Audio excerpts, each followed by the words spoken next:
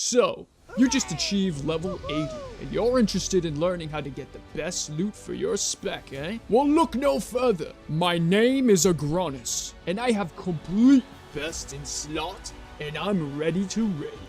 And it's my privilege to be showing you how to achieve just that in today's episode of Pre-Raid Best in Slot Shadow Priest Edition.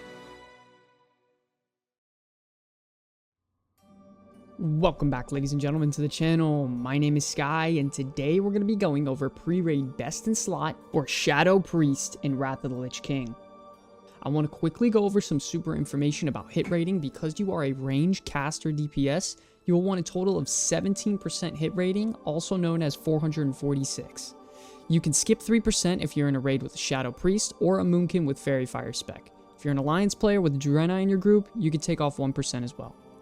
So now that you learned a little bit about hit rating and how much you need, as a Shadow Priest, you want to focus your stat priorities on hit, spell power, haste, crit, intellect, and spirit. Now that all the need-to-know information is out of the way, let's begin with the pre-raid best in slot list for Shadow Priest and Wrath of the Lich King. Kicking things off, you have two craftable items with the Visage Liquefaction Goggles from Engineering and the Hat of Wintry Doom from Tailoring. They both give great stats and attributes, as well as having 2 socket slots, which is massive for these items.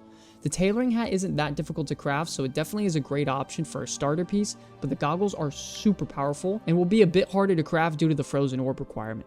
The last 2 options are Forgotten Shadow Hood from Heroic Calling of Stratholme and the Crown of Unbridled Magic from Heroic Oculus. These 2 pieces are similar to the crafted pieces, but will definitely save you some gold if you'd rather just manually farm out armor the old-fashioned way. Now to some of the most fun gear you can obtain, the Trinkets. Starting off with the Tome of Arcane Phenomena from Heroic Oculus and the Cannoneer's Fuse Lighter from the Last Line of Defense questline. These trinkets are nuts. They both have amazing on-use effects as well as incredible passives which go toward your best stat priorities as well. Another 2 very powerful trinkets are the Mark of the War Prisoner from Heroic Violet Hold and the Massive Forge Ember from Heroic Halls of Stone. These trinkets slap, once again giving you a ton of great stats as well as very powerful spell power buff to combine with your offensive cooldowns. Lastly, you have the craftable trinkets like the Dark Moon card Death, the Mercurial Alchemist Stone, and lastly, the Figurine Twilight Serpent. Obviously, the Dark Moon card is very powerful, but it'll be quite hard to obtain early on in the expansion, and the Alchemy Trinket gives some nice passive stats, and the Jewel Crafting Trinket gives some nice socket slots, as well as some hit and a nice spell power on-use effect. Moving on to shoulders, you have the Mantle of Deceit from Heroic Calling of Stratholme, but by far your best option here for shoulders is going to be the Mantle of the Tribunal from Heroic Halls of Stone. This shoulder piece gives amazing stats and attributes, just making it honestly a no-brainer, and it's just such a powerful item to have. Moving on to chest piece, you have the Ebon Weave Robe from Tailoring and the very powerful Robe of the Crackling Flame from Kirin Tor Reputation, getting them to Exalted. It's very obvious that the Kirin Tor Robe is by far your best option. I mean, the haste and spell power and mana per 5 are just absolutely nuts to have, but if you aren't trying to grind out a reputation that hard, you can just have the robe crafted as well. From the Ebon Weave set, it's a very good set to have. It gives some nice hit as well, so it's very powerful. But I will say you have 2 very powerful other options as well, from the Egg Sac Robes from Heroic Azul Narub and the Drakewing Remnants from Heroic Oculus. So these 2 robes are very good as well. Shouldn't be slept on. They are best in slots stats and attributes, as well as having 2 socket slots, making these huge to try and pick up as well. Kicking things off with gloves, you have the Ebon Weave Gloves.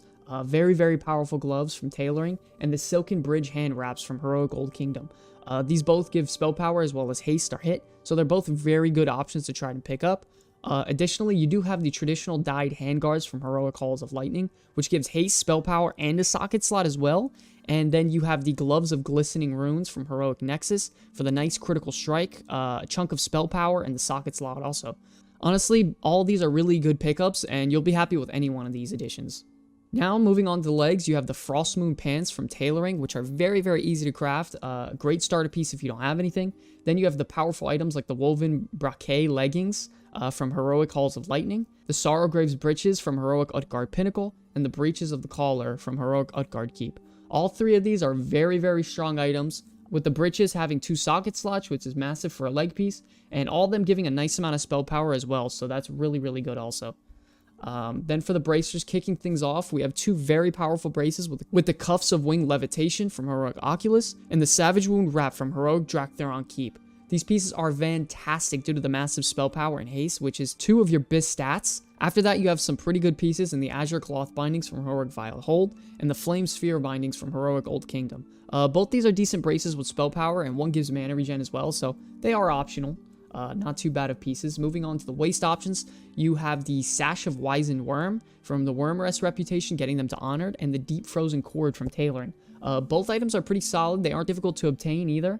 But moving on, you have more powerful items like the Belt of Dark Mending from the Ebon Blade reputation.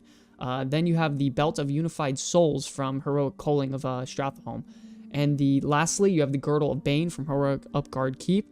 And, you know, these are all 3 some amazing items that give some great hit and haste as well. All 3 of these are great pieces. Depends on what you need more, but remember, you got to cap out that hit, so that's definitely your #1 priority.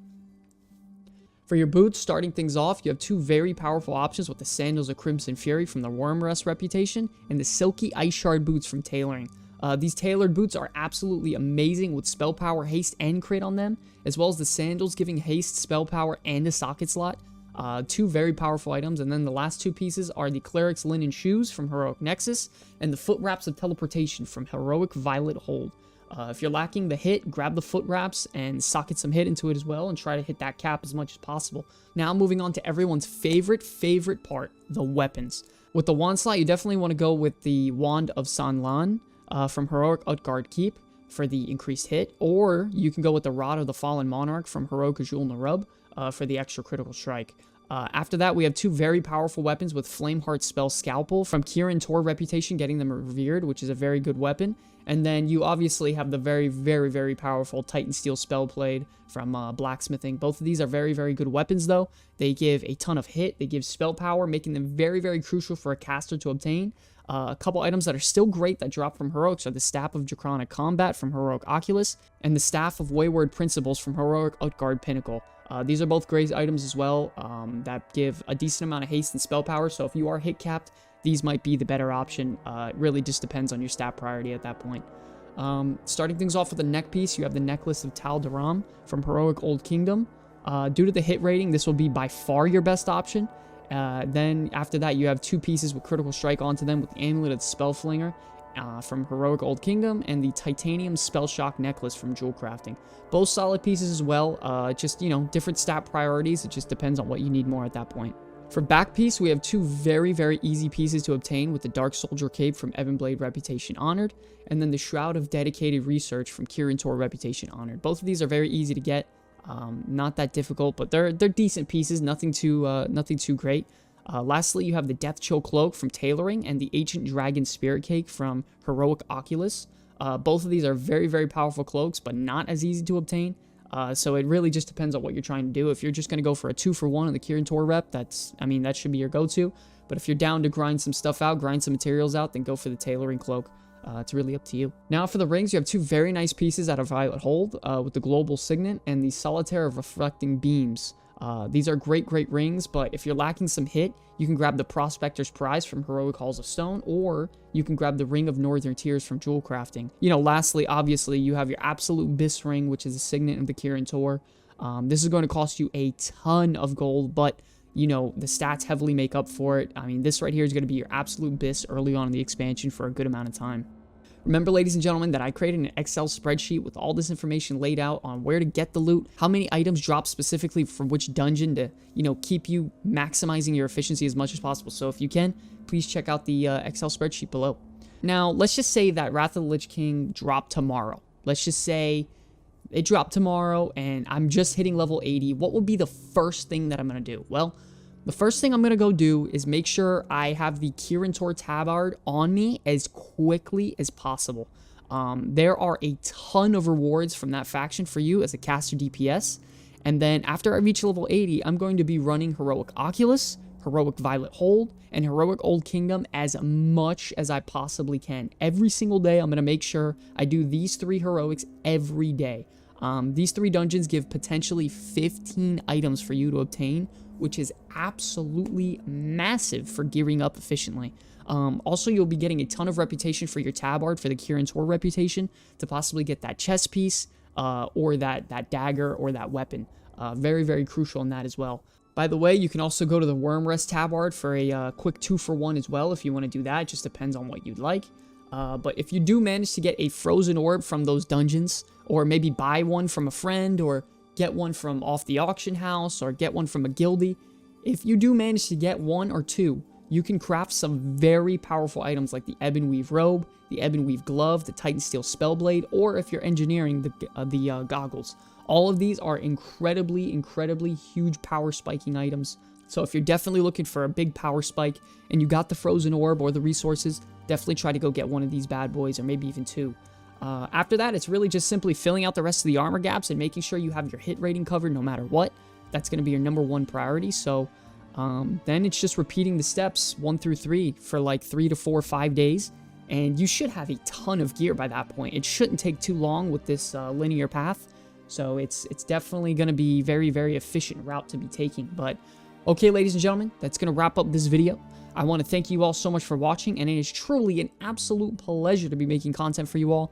If you made it to the end of the video, if there are any of you still out there, can you please comment, "I want BIS" below? I just want to see if anyone even makes it to the end of the video. But anyways, ladies and gentlemen, my name's Sky from the Comeback Kids, and I will see you all in the next one. Peace!